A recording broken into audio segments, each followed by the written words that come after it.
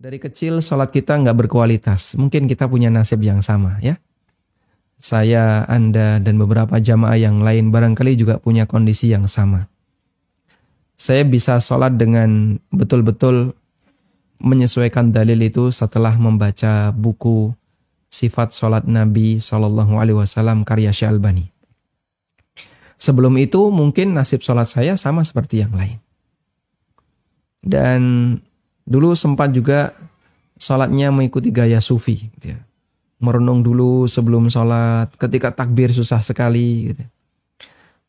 Ya, sempat mengalami situasi seperti itu.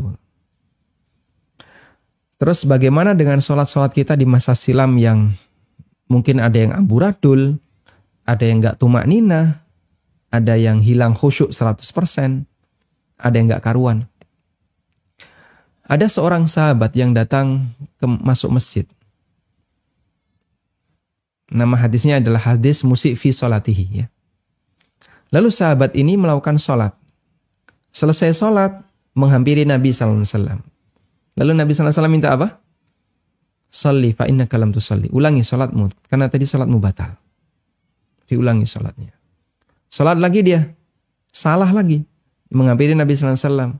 Kemudian beliau minta, sholli fa innaka lam tusalli. Ulangi sholatmu, karena sholatmu batal. Itu sampai 3 kali. Setelah yang ketiga, sahabat ini mengatakan, ya Rasulullah, ma uhsinu ghaira dzak, fa'allimni. Ya Rasulullah, saya nggak bisa sholat yang lebih baik dibandingkan itu. Tolong ajari aku. Akhirnya diajari oleh Nabi SAW, sholat minimal yang berstatus sah. Kalau kurang dari itu batal. Dan penyakitnya orang ini adalah dia tidak membaca, dia tidak tumak nina. Nah, dalam hadis itu Nabi SAW tidak menyuruh orang ini untuk mengulangi sholat dia yang sudah lampau. Padahal dia mengatakan bagaimana? Ma uhsinu ghaira dzak. Aku nggak bisa sholat yang lebih baik dibandingkan ini. Berarti sholat dia selama sebelum ketemu Nabi SAW ini, sholatnya ya nggak karuan. Yang dihukumi batal oleh Rasulullah SAW.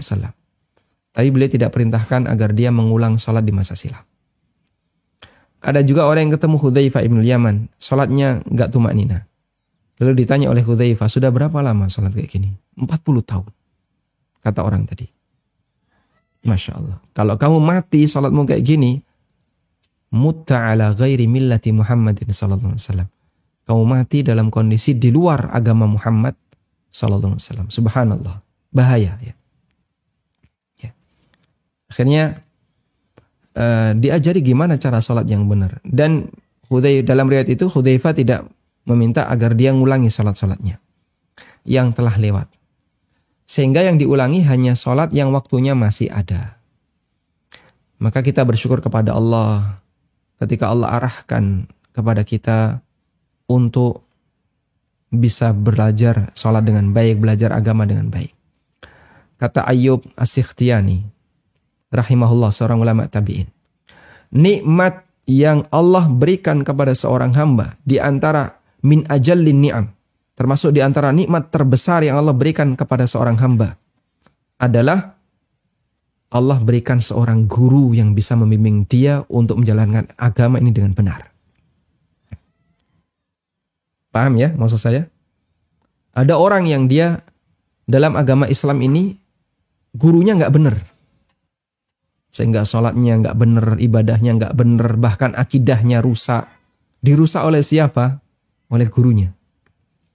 Maka bagian dari nikmat Allah, ketika ada orang sudah dikasih oleh Allah hidayah Islam, Allah berikan dia seorang guru yang bisa membimbing dia untuk belajar agama ini dengan benar. Dan itu layak kita syukuri. Wallahu a'lam.